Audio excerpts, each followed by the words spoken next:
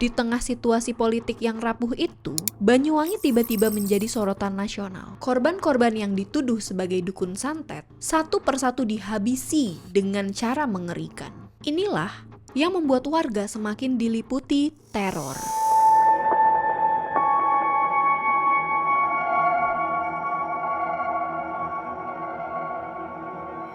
Siapa sebenarnya para ninja itu? Apakah mereka benar-benar ada? Ataukah semua ini hanya bentuk kepanikan massal yang dipicu oleh isu santet?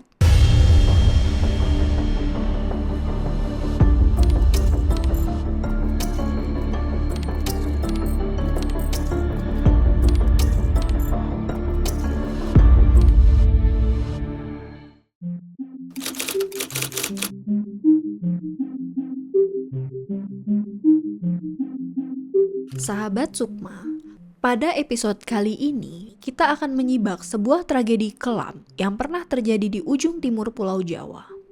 Sebuah peristiwa yang bukan hanya dipenuhi ketakutan dan darah, tapi juga penuh tanda tanya yang tak pernah terjawab tuntas hingga hari ini. Inilah tragedi dukun santet atau kemudian lebih dikenal sebagai tragedi ninja Banyuwangi.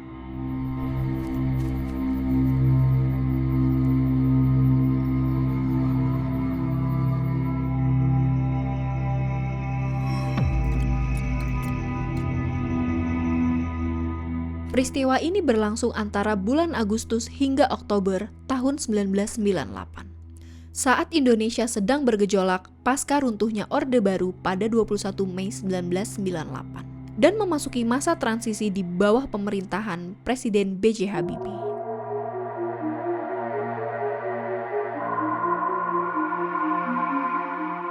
Di tengah situasi politik yang rapuh itu, Banyuwangi tiba-tiba menjadi sorotan nasional karena rangkaian sadis yang dilakukan secara misterius. Korban-korban yang dituduh sebagai dukun santet satu persatu dihabisi dengan cara mengerikan. Awalnya, desas-desus muncul di kalangan warga tentang praktik santet dan ilmu hitam yang diduga masih kuat mengakar di daerah tersebut. Orang-orang yang dicap sebagai dukun santet mulai menjadi sasaran kemarahan dan ketakutan warga. Sebagian besar dari mereka sebenarnya adalah dukun pengobat tradisional atau paranormal yang membantu warga desa dalam pengobatan dan ritual adat. Namun, dalam situasi yang kacau itu, tiba-tiba muncul sebuah fenomena aneh. Rumah-rumah yang penghuninya diduga dukun santet sering kali ditemukan memiliki tanda khusus.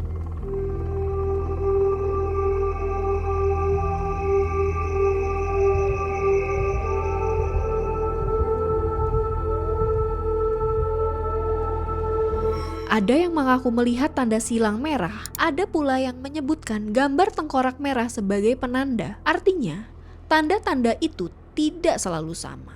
Tetapi, ketika tanda itu muncul di depan sebuah rumah, tak lama kemudian penghuninya menjadi korban penghabisan nyawa. Inilah yang membuat warga semakin diliputi teror. Seolah ada kekuatan tak kasat mata yang sedang memilih dan menentukan siapa yang akan dihabisi. Banyak kesaksian menggambarkan para seperti bayangan hitam berkerudung, bergerak senyap di malam hari, dan disebut-sebut menguasai ilmu bela diri atau kekuatan goib. Inilah mengapa mereka dikenal dengan sebutan ninja.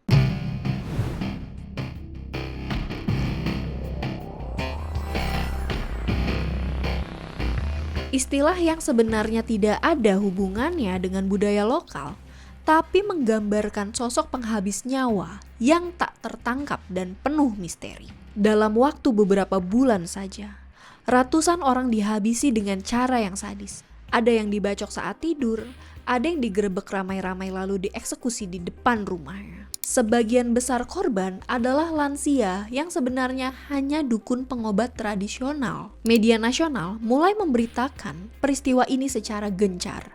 Namun, semakin banyak yang tersorot, semakin banyak pertanyaan yang muncul. Siapa sebenarnya para ninja itu? Apakah mereka benar-benar ada? Ataukah semua ini hanya bentuk kepanikan massal yang dipicu oleh isu santet?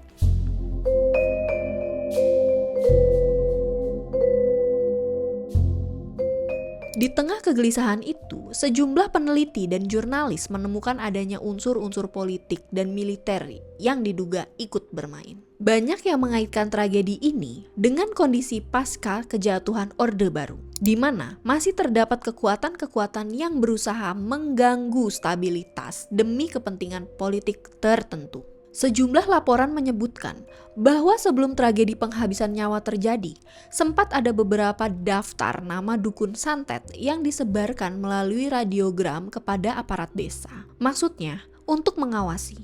Namun, salinan radiogram itu bocor ke publik. Dan bukannya memberikan perlindungan, nama-nama yang terdaftar malah menjadi buruan sekelompok orang. Banyak pula yang meyakini bahwa tragedi ini sebenarnya adalah operasi terencana yang melibatkan aktor-aktor di luar warga biasa. Ada yang menyebut bahwa pelakunya adalah orang-orang terlatih.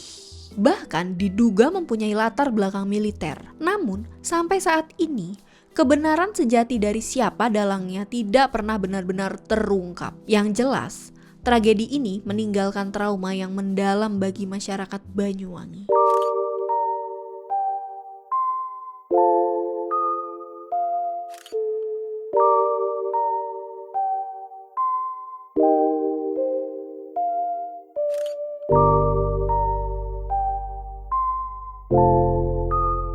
Banyak keluarga yang kehilangan anggota keluarga yang mereka sayangi hanya karena sebuah tuduhan yang tidak pernah terbukti. Ketakutan terhadap santet telah menjadi api yang membakar kewarasan sosial dan menjelma menjadi tragedi kemanusiaan. Tragedi yang mengguncang Banyuwangi pada akhir 1990-an ini tidak hanya meninggalkan jejak darah dan tangis, tapi juga menorehkan luka psikologis yang dalam pada masyarakat. Hingga kini, kisah tentang ninja Banyuwangi masih menjadi peringatan betapa mudahnya sebuah isu dan ketakutan kolektif bisa menjadi alat untuk menghancurkan sesama manusia. Dari tragedi ini, kita belajar bahwa tahayul dan ketakutan kolektif dapat dimanfaatkan untuk tujuan-tujuan yang lebih gelap. Ketika rasa curiga menguasai sebuah komunitas, maka rasionalitas hilang dan kekerasan mudah meledak. Kita mesti belajar untuk berpikir jernih dan tidak mudah terprovokasi oleh isu-isu yang belum terbukti. Karena sebuah tuduhan yang salah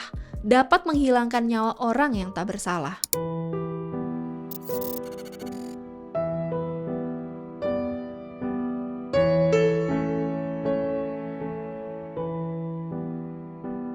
Aku Sukma, sampai bertemu kembali di Tabir Sukma.